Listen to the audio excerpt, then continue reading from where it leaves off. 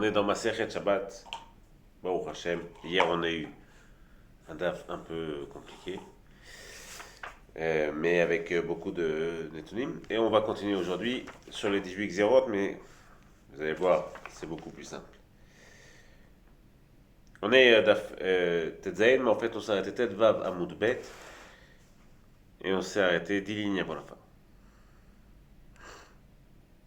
On a vu que euh, une des takanas qu'on a fait, alors là on va parler des ustensiles en verre. On a vu que Chachamim ont décidé qu'ils pouvaient être tmeim. Comme c'est marqué, Klis rochit ma'etama, c'est des lignes à la fin. Klis rochit ma'etama gazru berabanan tuma. Pourquoi Chachamim ont décidé que ce qui est en verre, ça pouvait devenir tamé? En réalité, cette suga, alors elle est plus que jamais d'actualité, puisque c'est la suga qui est à l'origine de la définition de ce que c'est un objet, un ustensile en verre. Est-ce que, et la grande marloquette sur Hanaruch Rama, qui a d'ailleurs un impact sur Pessah, c'est pour ça que je dis que c'est l'actualité, mais de manière générale, c'est est-ce que un objet en verre, ça ressemble plus à un objet en terre, puisque finalement c'est du sable, ou ça ressemble plus à un objet en fer. Donc quel est le rapprochement avec l'objet en verre? C'est parce que c'est du sable. Quel est le rapprochement avec l'objet en fer? C'est parce qu'on peut le faire fondre et en refaire un. Et pourquoi c'est important? Parce que les objets en fer, ils ont un certain din dans la Torah, donc qui va se définir essentiellement par deux choses. La première chose, c'est qu'on doit les tremper au mikvé on doit les tremper au mikvé pour les rendre purs. Quand on achète des kelim, des ustensiles de cuisine, essentiellement pour faire du manger, mais si on les achète de non-juifs, et que c'est eux qui l'ont fait en l'occurrence, si c'est des objets en fer, il faut les mettre au mikvé, il faut les tremper au mikvé. En fer, tous les dérivés du fer, je ne parle pas je veux dire en métal, en vérité. Et donc, de là, on déduira que les objets en verre, il faudra aussi les tremper au mikvé. C'est d'ailleurs la. Il y a une autre différence qui est au niveau de la Touma. Alors, c'est une petite introduction pour bien comprendre le sujet. La Torah dit que la Touma, ce qui est impur, en fonction du type d'objet, l'objet va être impurifié de manière différente. Exemple. On a toujours l'exemple d'un chéretz. Un chéretz mort, chéretz c'est un des 8 animaux. Donc je prendrais tout le temps la souris comme exemple, ou le lézard, d'importance. Donc s'il y a un lézard mort, c'est un chéretz met, et donc il rend ce qui touche impur. C'est un des 8 animaux, mort, il rend impur. Tomat chéretz, ça s'appelle l'impureté des chéretz.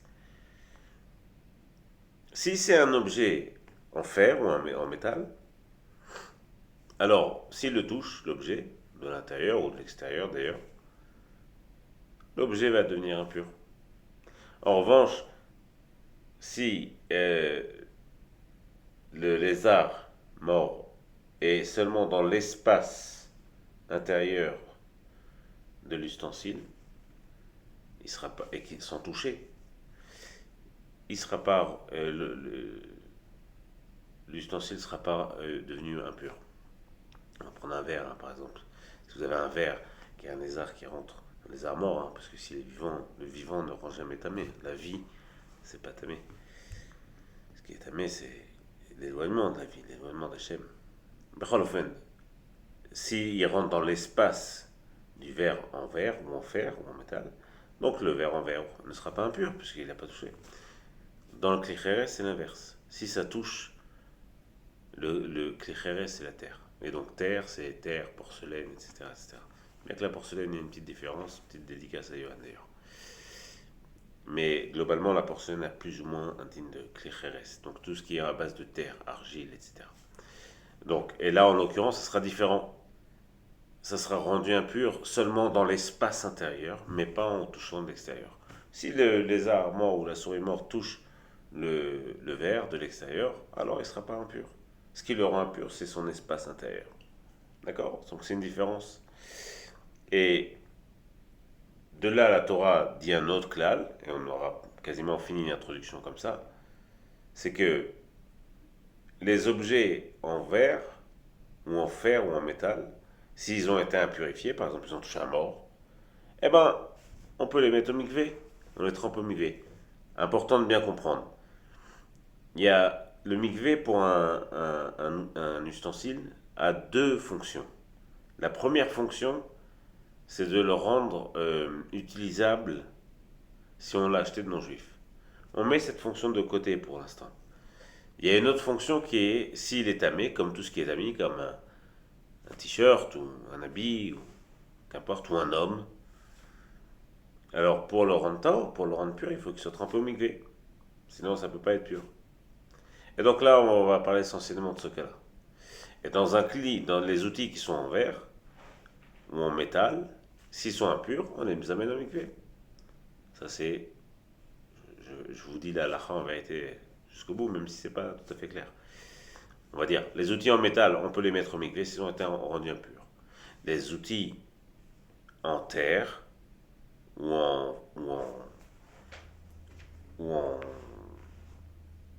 porcelaine, tout ça, ils ne peuvent pas être purifiés. On dit shviratan, hitaratan. Les casser, c'est les purifier. Puisque on ne peut pas, tel quel, les rendre purs. C'est fini. Alors pourquoi c'est intéressant comme ce gars? Parce que c'est dans Pessar, c'est le din. C'est d'ailleurs une marloquette entre Ashkenazim et Sfaradim. Est-ce que les verres en verre, tout ce qui est en verre, est-ce que je regarde ça juste comme de la porcelaine ou de la terre ou de l'argile? Et donc, pas cachérisable pour Pessar? Ou est-ce que non? Je dis que c'est comme du fer. Et donc, cachérisable. Sfaradim, hein, ils sont poskim que les ustensiles en verre sont comme le fer globalement, donc cachérisables.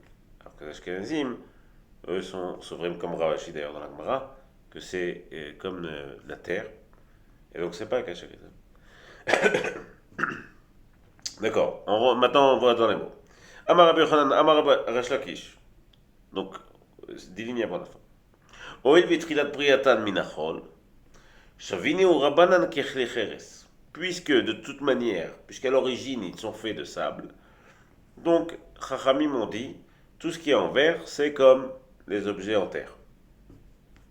Donc, objet en terre, c'est à purifier seulement par l'espace intérieur, pas si on le touche de l'extérieur. Et on ne peut pas le rendre tahor. S'il il est devenu tamé, le seul moyen de le rendre tahor, ça serait de le casser. Shavino Rabanan Kechlecheres. Et là, la Gemara pose une question. Me'ata lotehe la taharatan bemikve. Si c'est comme ça, donc si je comprends bien, et que tu me dis que Chachamim m'ont dit que les objets en verre sont comme des objets en terre, donc pas purifiables, impossible de les rendre purs par le mikvé. Alma. Regarde cette braïta. Tnan, on enseigne.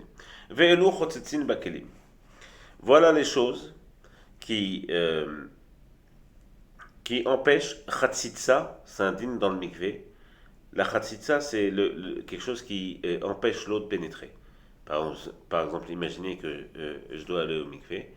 Si j'ai un plâtre, alors l'eau elle va pas pouvoir rentrer à l'endroit du plâtre. Alors, supposons que c'est un plâtre fermé. Chas shalom. Faut jamais se prendre comme exemple. Si quelqu'un il va au mikvé et qu'il a une bande ou un plâtre, alors ça va empêcher l'eau de rentrer.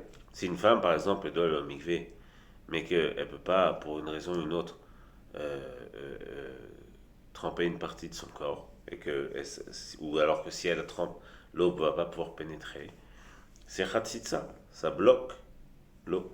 Pareil, quand on doit tremper, on a acheté une casserole toute neuve, et puis il y a une étiquette. L'étiquette, c'est khatsitsa, ça bloque l'eau. En réalité, Minatora, khatsitsa, ce qui gêne l'eau de rentrer, c'est pas le fait que ça gêne l'eau de rentrer. Parce que Minatora, il suffit que le rove de l'objet ou de l'homme ou de la femme ait été trempé dans l'eau. Ce qui est chotset, c'est quelque chose dont on n'a pas envie que ce soit présent. Ça me dérange. Et si ça me dérange, et que ça empêche l'eau de rentrer, alors je considère qu'il n'y a pas eu de vila, ça n'a pas été trempé. Et donc la halakha, c'est pour ça que, par exemple, juste comme c'est une halakha dans une chot nida, les femmes quand elles vont mikvé, il y a un din qui dit que si elles ont du vernis à ongles, c'est pas chotset, mais pourtant ça empêche l'eau d'aller sur l'ongle. Nachon, mais comme la femme d'accord pour ce que le vernis soit là, c'est en accord avec son être tel quel, donc ça fait partie d'elle, d'accord. Donc, c'est pas khatitza, ça va pas empêcher. Donc, si elle a été avec du vernis à ongles, au mikvé, c'est besséder. En revanche, si le vernis à ongles est un peu décollé, on va dire que ça va pas, ça lui plaît pas que ça soit comme ça. Donc, ça fait pas vraiment partie d'elle, le vernis à ongles décollé. Il y a juste une partie qui est collée. Et donc, à ce moment-là, c'est chotset. Ça empêche. Donc, si elle est allée au mikvé avec du vernis à ongles qui était pas bien fait, qui était fait à moitié ou décollé ou vieux, alors il faut retourner au mikvé. Parce que ça fait pas partie d'elle. Je considère qu'il y a une partie de son corps qui a été gênée, que l'eau n'a pas pénétré à cet endroit. Et donc, c'est pas une tvila. Mais par contre, si son vernis était complètement fait, c'est en accord avec elle. Et donc, c'est une tvila, kshera. Il y a toujours, hein. Vous voyez, la subjectivité des halachot, c'est subjectif à la personne qui vit la halacha. Hein, c'est pour ça qu'il faut bien comprendre la halacha. Becholofen. Dans notre souki, on dit Ve'elu chotzetzin bakelin. Voilà les choses qui empêchent que la tvila d'un kli se fasse comme il faut. La tvila, c'est le fait de tremper dans l'eau pour purifier un objet qui a été impur. Hazefet va mort. Zefet, c'est une sorte de bitume. Mort pareil. Des choses qui collent. D'ailleurs, si c'est des choses, si c'est de la terre qui s'en va facilement, alors ça ne me dérange pas parce que je sais que ça va partir dans l'eau. Mais si c'est quelque chose qui va coller et que ça risque de ne pas partir, alors quand je vais le sortir, il sera encore là, ça va me déranger. Donc je considère que même quand il était dans l'eau, ça empêche l'eau de pénétrer. De la même manière. Beklis rochit. Ça, c'est dans la klis rochit. Donc tu vois bien, quoi? Tu vois bien qu'on parle d'une villa pour un klis rochit. Donc si on parle d'une villa d'un klis rochit, ça veut dire qu'on peut le rendre pur. Si on peut le rendre pur, ça veut dire que c'est pas un objet en terre. Donc pourquoi tu dis que Rachamim, ils ont considéré ça comme un objet en terre? La Gemara répond, Achabema eskinan. Kegon shenikvu vehitif litocho eba. Ça, c'est par exemple, on parle d'un cas très précis. Vous allez voir, c'est un petit peu extrême comme cas, mais en vérité, on le retrouve plusieurs fois. Il a un yesod qui est très fort, une base qui est très forte. Kegon shenikvu. Par exemple, supposons que cet objet en verre, il a eu un trou. Vehitif litochan avar. Et qu'on a rempli, si on a bouché ce trou, avec une sorte de plomb. Et donc, puisque maintenant il y a un morceau de plomb qui bouche le trou, je considère qu'évidemment cet outil sans ce verre, par exemple, on va dire qu'il y a un verre, au fond du verre il y a un trou, et que, bah, comme je tiens ce verre, je bouche le verre avec le trou avec un peu de plomb. Alors je considère qu'en vérité, cet outil n'est exploitable comme outil que parce que il y a du fer. Et donc pour Rabbi Meir, qui est la vie qu'on va voir, c'est comme si que, en fait, tout l'objet est en fer, en plomb. Je regarde ce qui a rendu l'objet utilisable et je regarde l'objet en fonction de ce qui lui a permis d'être utilisable. Donc s'il y avait un petit trou, avec le trou, si je laisse le trou comme ça, le verre, il ne sert plus à rien, c'est plus un verre. D'ailleurs, on va voir plus tard que la touma elle s'en va aussi, mais si c'est plus un verre, s'il est plus exploitable par sa fonction originelle, bah, c'est plus un keli, c'est plus un outil, un ustensile. En revanche, si je viens le boucher avec un peu de plomb, bah, je vais regarder le plomb maintenant. Ça va être ce qui va permettre à l'outil d'être exploitable. Dans les mots. Kegon shenikvu, par exemple, qui a eu un trou. Vehetif le tochan eva, qu'il a mis dedans du plomb.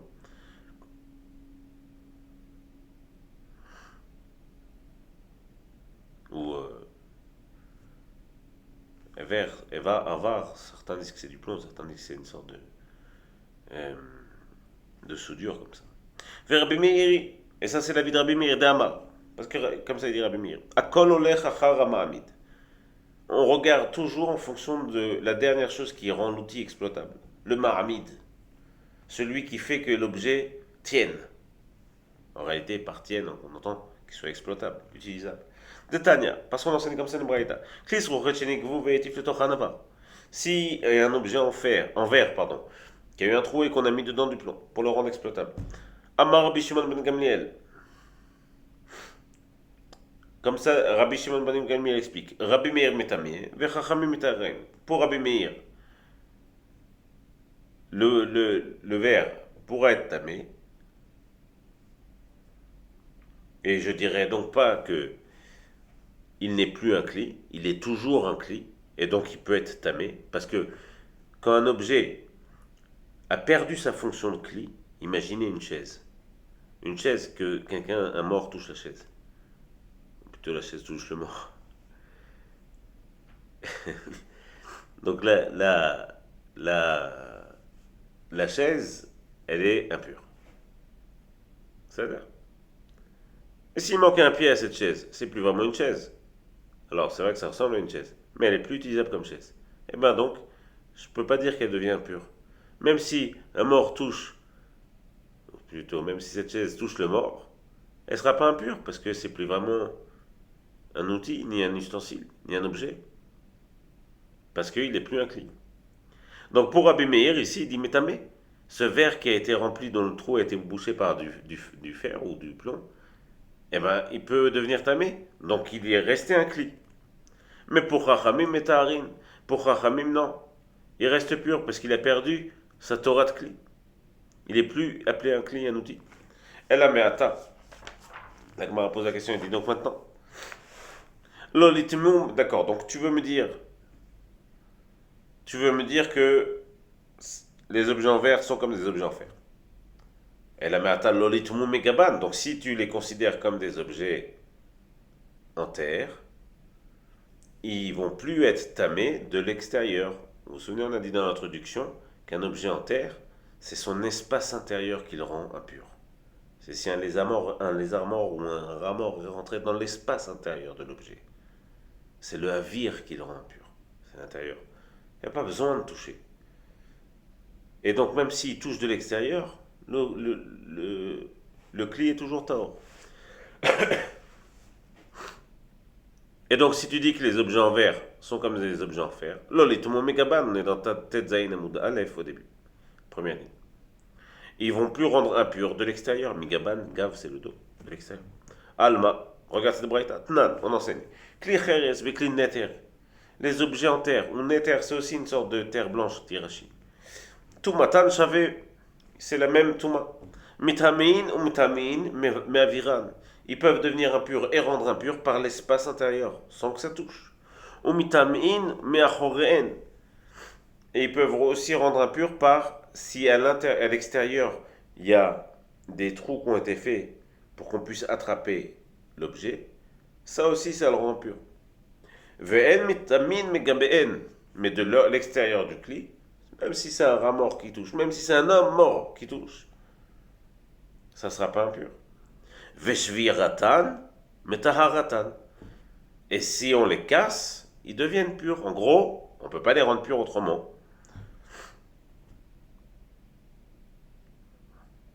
C'est très fort et très important de comprendre que la Touma ne peut s'appliquer que sur quelque chose d'exploitable. Pas sur quelque chose qui est plus exploitable. La force d'un objet, comme d'ailleurs la force d'un homme, c'est aussi ce qui va définir son exposition à l'impureté. C'est pour ça qu'on dit toujours que les Chachamim, plus ils sont grands, plus leur Yetzirara est grand. Parce que plus leur force est grande, plus leur capacité à être exposée à l'impureté est grande. Toujours est-il que la Gemara dit ici, ligne 4, Klin était avec l'icheres ou de Tumatan Shavé.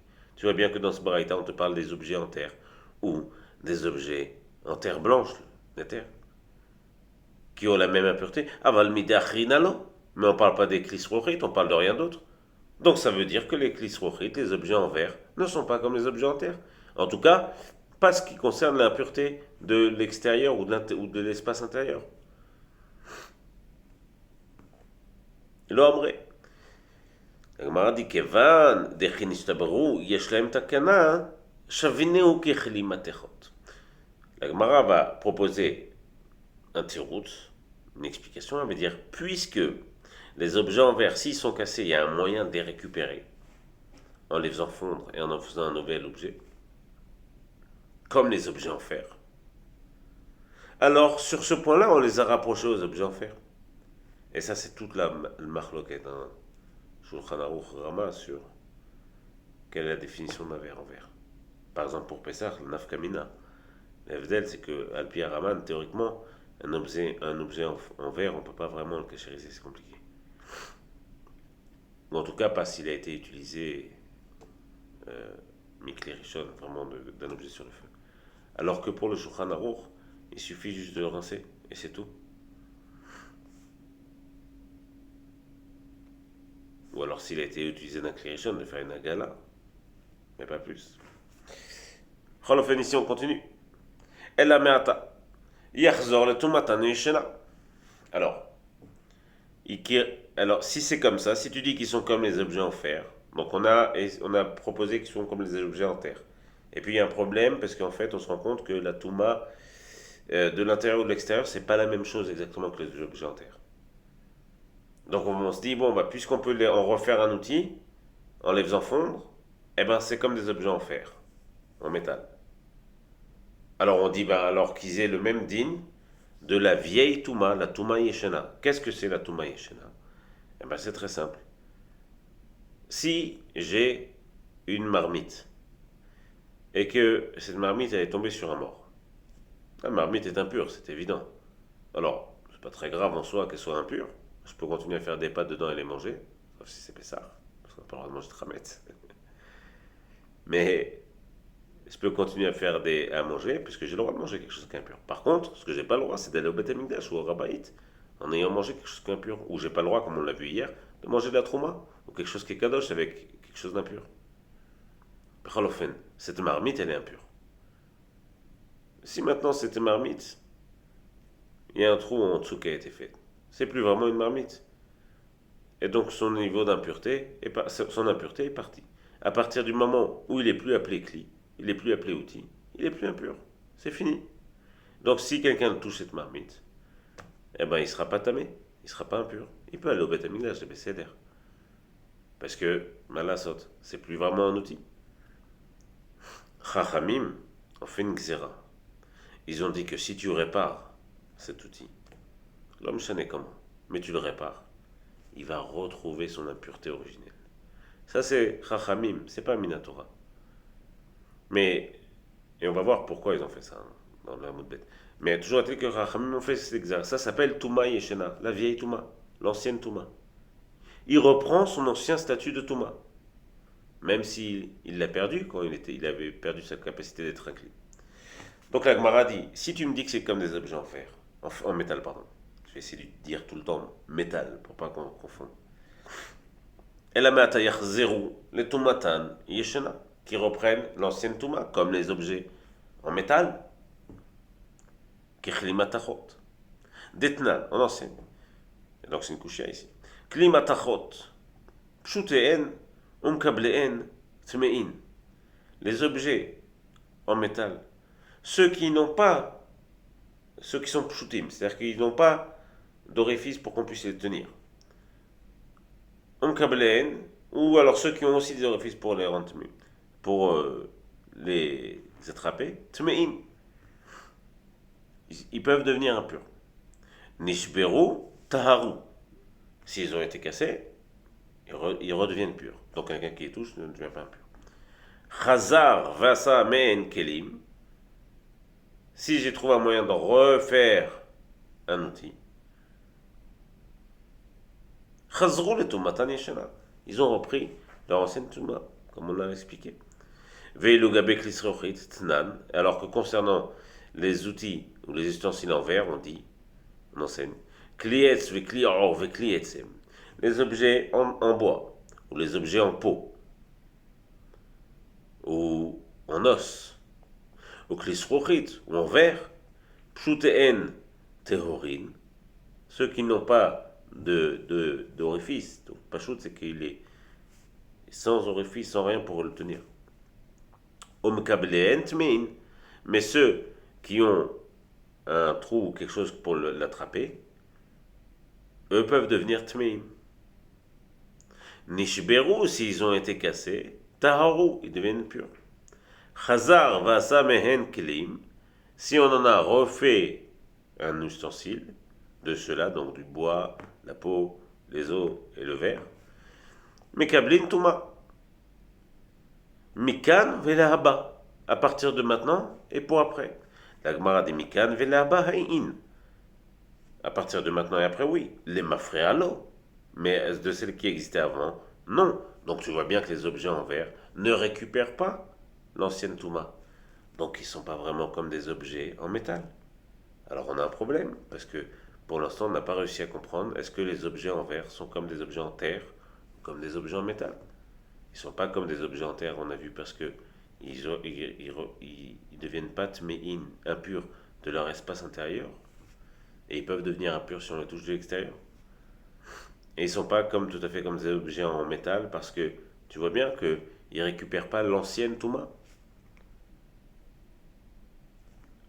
La Gemara va répondre, elle va repousser cet argument. Elle dit non. Toumat klisrochit des rabanan. L'impureté d'un objet en verre, c'est Chachamim qui l'ont fixé. Pourquoi? Parce que Béhémet, que la Torah ne parle pas des objets en verre. Le pasuk dans la Torah qui parle des objets en fer, des objets impurs, il parle soit des objets en terre, soit des objets en métal. Donc Chachamim, ils ont fixé l'impureté des objets en verre.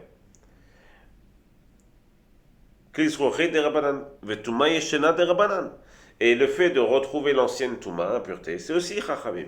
Et vous vous souvenez ce qu'on apprend déjà depuis 4-5 dapim à chaque fois, et qui est un clair qu'on va voir beaucoup, c'est que comme Chachamim, ils sont très très forts, et comme ils arrivent très bien à penser à toutes les éventuelles mircholim, toutes les éventuelles choses qui risquent de nous faire trébucher dans des isurim de Torah, et que leur travail, leur job, c'est de faire des décrets qui vont nous empêcher d'arriver à un isur de la Torah. Jamais on se retrouve théoriquement dans une situation où il y a une xéra, un décret, sur un décret. Je ne peux pas avoir un décret sur un décret. Pourquoi? Parce que ça veut dire qu'un des deux décrets, une des deux xéra, n'est pas bonne. Et ça, c'est pas possible que Chachamim fasse ça. Donc, je ne vais pas avoir une xéra sur une xéra. Toujours est-il qu'ici, la Gemara dit, regarde, les objets en verre, ils deviennent impurs, ça c'est Chachamim qu'on dit. Et le fait de récupérer son ancienne impureté, ça aussi c'est Chachamim. Ils n'allaient pas quand même faire récupérer aux objets en verre aussi leur ancienne impureté. Ça serait une sorte de xéra, l'exéra. Betouma de Rabbanan, donc. Betouma yeshana de Rabbanan. Betouma de Oraita, hachitu be Rabbanan. Touma, Betouma de Rabbanan, non hachitu le Rabbanan. Là où Chachamim ont fait reprendre la Touma, c'est sur une Touma qui est Minatora, mais d'Oraita c'est la Torah. Mais sur une Touma qui est des Rabbanan, non hachitu le Rabbanan. Touma. Et ils n'ont pas fait récupérer aux objets en verre leur ancienne Touma. La Gemara dit, d'accord, alors, les Fachot pshutehen mi alitma. Au moins, tu aurais pu faire que les objets qui n'ont pas de bet kiboul, qui n'ont pas d'orifice ou de manière de les attraper, qui sont pshutim, au moins eux, tu aurais pu les rendre impurs. Des apshut et klematachot de oraita. Parce que ceux qui sont comme ça en métal, c'est Minatora qui deviennent impurs. Ninhu. Et là, on a un petit klal qui est important. C'est qu'à chaque fois qu'il y a une question de Touma et Tahara, et que Chachamim vont rajouter une barrière et dire ça c'est tamé, alors qu'originellement c'est pas tamé. Chachamim, dans tous les cas, vont toujours prendre soin de mettre un signe spécial distinctif. Et donc ils vont dire que ça c'est pur, malgré qu'on pourrait penser que ce soit impur. De manière à ce que j'arrive à me rappeler que cette impureté, elle est des Rabbanan et pas de Horaïta. Que si ce verre il est devenu impur, c'est parce que c'est Chachamim qu'on dit qu'il était impur et que c'est pas la Torah. Ils ont toujours, dans tout leur xéra, dans tout leur décret, ils ont rajouté un signe. Et pourquoi ils ont rajouté ce signe? Parce qu'il y a une différence importante. Si la Trouma, vous vous souvenez, on a déjà appris plusieurs fois, tout ce qui est Kadosh, c'est très binaire. C'est soit consommé, soit brûlé. Il n'y a pas au milieu. Un korban, celui qui mange un korban qui a passé son temps, c'est Chayav Karet. C'est un des isurim les plus grands qui existent. Et donc soit il est consommable, soit il faut le brûler. Il n'y a pas au milieu. Et donc imaginez qu'il y a des traumas qui est touché un objet qui est un verre qui est impur minatora. Cette trauma, elle est devenue impure, et évidemment qu'il faut la brûler, pas de question. Mais si elle a touché un objet qui est impur des Rabbanan, En vrai Minatora, cette Trouma, elle n'est pas impure. C'est juste des Rabbanan qu'elle est impure. Or, j'ai un problème, c'est que quelque chose qui est Kadosh, j'ai pas le droit de le brûler stam. J'ai pas le droit de le faire perdre. Je peux pas brûler quelque chose qui est Kadosh stam. Je peux pas me dire, bon, bah maximum, je le brûle. Parce que c'est Kadosh. Et ce qui est Kadosh, je peux pas le brûler s'il a pas besoin d'être brûlé. Et donc, Rachamim ont toujours eu l'obligation de faire rappeler à tout le monde que cette Touma, elle est des Rabbanan, mais pas de Horaïta. C'est Rachamim qui ont décidé, c'est pas la Torah. Et donc, deux lignes avant la fin de Hamoud Aleph. Avdebe ou Rabbanan Hekira. Pourquoi, Bemet, les clips shootim, ils restent à or? Ceux qui n'ont pas de Bet Kiboul, d'orifice pour être après. Parce que Chachamim ont fait un siman, Hekera, un Heker, qui est Chedi l'olisrof alei ou Trouma, ou Kodashim. Pour pas que les gens en viennent à brûler la Trouma de la Kodashim, qui aurait touché ça. Puisque ce n'est qu'une Touma des Rabbanan, n'est pas Minatora. Ravashi Amar, Ravashi rajoute à ça et dit Léolam, les clés Cheres Damou. Bémet, les objets en verre, ils ressemblent aux objets en terre. Est-ce que tu avais du mal à comprendre tout à l'heure à propos de l'espace intérieur qui rend impur ou de l'extérieur qui rend impur comme les objets en terre? Lolit mon megaban, pourquoi ils ne sont pas rendus impurs de. Pardon, pourquoi ils sont rendus impurs de l'extérieur? Oil venirait tocho kebaro. Parce que, étant donné que les objets en verre sont transparents, l'intérieur et l'extérieur se ressemblent. Et donc, on ne peut pas les considérer exactement comme les objets en terre. Un objet en terre ne peut pas être rendu impur de l'extérieur. C'est son espace intérieur qui le rend impur. Mais là, l'espace intérieur d'un objet en verre, il est transparent, il ressemble aussi à l'espace extérieur. Et donc, ça ne pouvait pas être le même din. Et c'est la raison pour laquelle c'est différent dans ce cas-là. Mais pour Ravashi, les objets en verre sont comme des objets en terre. La halacha, ben, c'est une machloket. Et Adayom, et donc certains considèrent les objets en verre comme des objets en terre. Et donc, pas Kesherizah. Certains considèrent les objets en verre comme des objets en fer. Kesherizah, Paragala, ou Liboun. On a vu dans la Mishnah d'avant que Shimon ben Shattach, Tiken Ktuva Leisha, il a fixé que les femmes, pendant le mariage, auraient une Ktuva. Alors, c'est pas qu'il a fixé la Ktuva en soi, c'est qu'il a fixé que on va pas dire à une femme au moment du mariage, regarde, en cas de divorce, tu récupères ça, cet objet spécifique ou cette somme. On va dire que tous les biens du mari sont assujettis à la Ktuva. Ça ne veut pas dire qu'elle va récupérer tous les biens, mais ça veut dire que tant qu'elle n'a pas récupéré, elle peut prendre de tous les biens.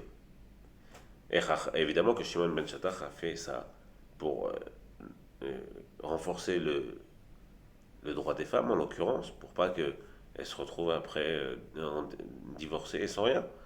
Et donc, ils ont décidé que la Ktuva qui donnerait, tous les biens du mari seraient assujettis à la Ktuva, seraient en dépôt, en garantie plutôt de la Ktuva, jusqu'à ce que la femme récupère sa Ktuva. On est 5 lignes après le début. Vegazar Tuma al Klimatachot. Et qu'en plus, Shimon ben Shattach a décrété qu'il y aurait de la Touma sur les objets en métal. La Gemara pose la question, Klimatechot deoraita ninu. Les objets en métal, qu'est-ce que tu me racontes? C'est la Torah qui a décidé qu'ils seraient impurs. Dirtiv, comme le dit Pasuk, il y a un Pasuk qui dit Ach et za'av et kasef. L'or et l'argent. Et nechoshet et barzel, et bdil et oferet.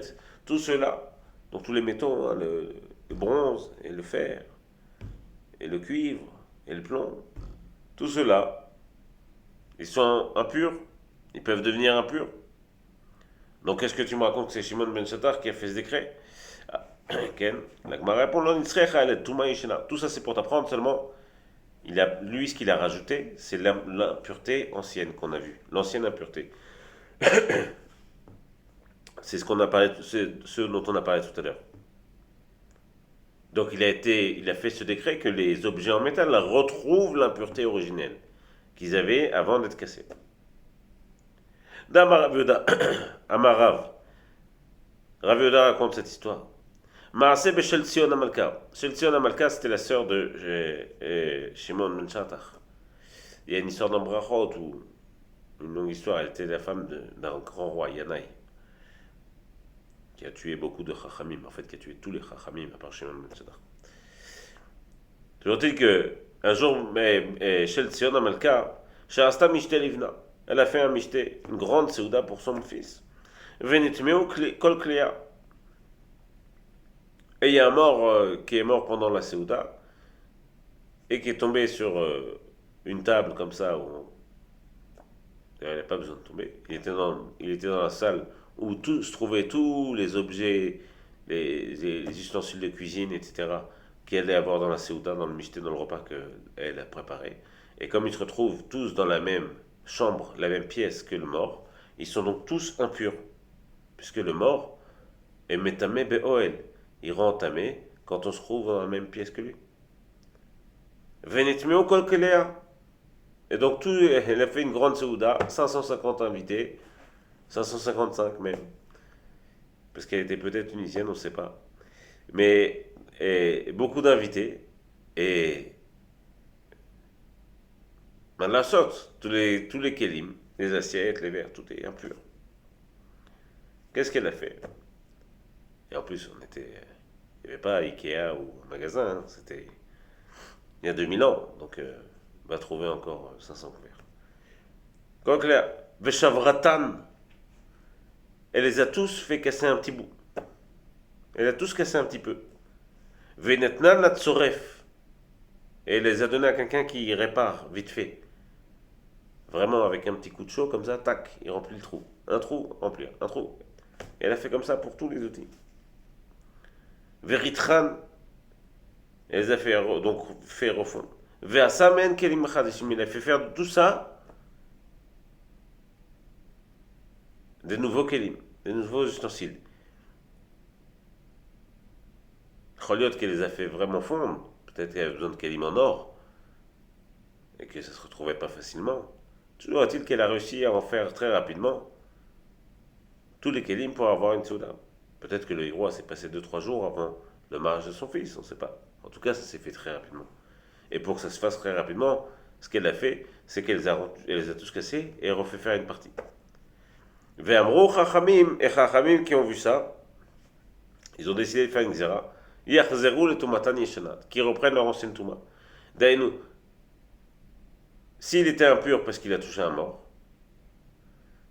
il est cassé, il est pur maintenant. Mais par contre, si tu le refais, si tu le répares, il redevient impur. Il récupère son ancienne impureté. La Gemara pose la question, Maïtama. Pourquoi faire ça? À quoi sert cette xéra, Bémet? Si c'est pas pour embêter les gens, à quoi ça peut servir? Chachamim disent non. Mishum geder mechatat. C'est pour pas qu'on oublie mechatat. C'est quoi mechatat? Mechatat, c'est l'eau avec les cendres de la vache rousse. Ce qui est le seul moyen de sortir de l'impureté d'un mort. Et comme il n'y a plus de Beth Amikdash, il n'y a plus de vache rousse, etc., eh ben on risquerait d'oublier ça, puisque si on voit que on peut récupérer les outils en les cassant et en les refaisant, eh ben tout le monde va faire ça. Et à la fin, on aura oublié qu'en vérité, tu peux et tu dois normalement purifier l'objet en le trempant dans de l'eau avec les cendres de la vache rousse. Et donc, pour pas qu'on oublie cette Torah, eh ben, Mishum Geder Michatat, Nagouba, à cause de ça, Bemet Rachamim ont décidé de rendre impur. La Gemara dit Ali, Chaleman Damar, Lo lechol atumot amru. D'accord pour celui qui dit qu'en vérité, cette Gzera, c'est pas pour toutes les tumot. C'est seulement si ça a touché un mort. Donc, je comprends le sens de la Gzera. C'est pour pas que tu oublies que quand un mort touche un objet, en vérité, pour le purifier, il faut la vache rousse et mechatat. Elle a Amrou.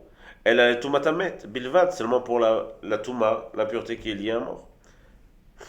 Amrou shapir, c'est bien, je comprends ça. Elle a là, mandama de cholatumant amrou. Mais pour celui qui dit qu'en vérité, cette xéra de retrouver l'ancienne impureté, c'est quelle que soit l'impureté qui a rendu l'objet impur. Un mort ou un chéretz. ou un ZAV, quelqu'un qui a cette maladie de Zava, ou une NIDA, en tout cas, ou un homme qui a, qui a eu de